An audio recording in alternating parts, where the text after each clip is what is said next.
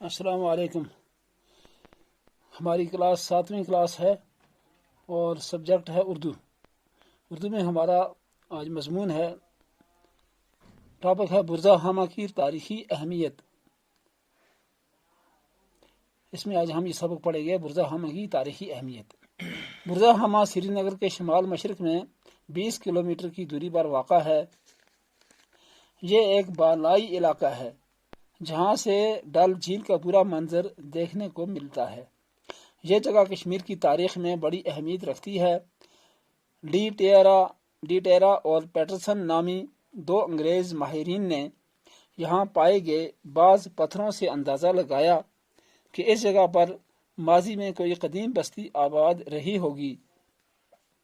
اس کے بعد مرکزی محکمہ آثار قدیمہ نے یہاں زمین کی کھدائی شروع کی۔ پھر کیا تھا، انسان کی تلاش و جستجو نے مٹی کاٹ کر اور زنگ کھرچ کر ایسے آثار دریافت کیے جو ایک قدیم تہذیب کا پتہ دیتے ہیں۔ ماہرین کا خیال ہے کہ یہاں قبل تاریخی دور کی بستی آباد رہی ہے، جو اب تک کشمیر کی قدیم ترین دریافت شدہ بستی ہے۔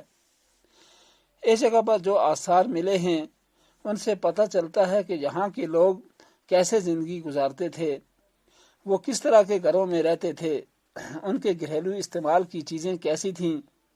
آثار قدیمہ کے علم نے اس قدیم بستی کی تہذیب کے بارے میں اہم معلومات فراہم کی ہیں۔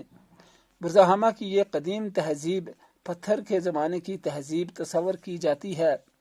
ماہرین نے اس تہذیب کے 4 ادوار یا زمانے متعین کیے ہیں۔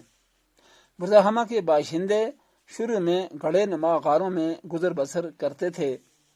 یہاں جو گڑھے دریافت ہوئے ہیں وہ 3 سے 4 میٹر گہرے اور 4 سے 5 میٹر چوڑے ہیں۔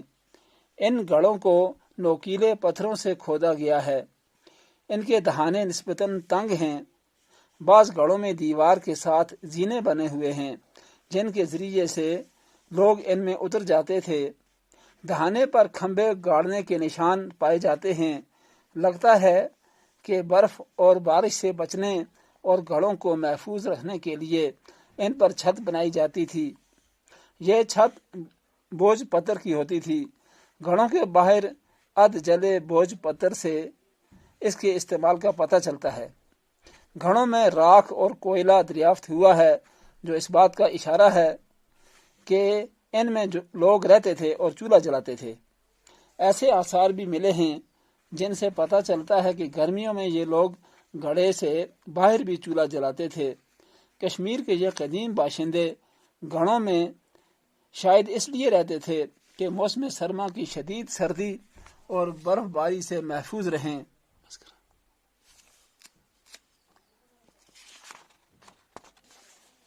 آج کا ہمارا یہ سبق ختم ہوا۔ آئندہ کل انشاءاللہ اس سے آگے پڑھیں گے۔ اس کو گھر جا کے گھر میں یاد کرنا۔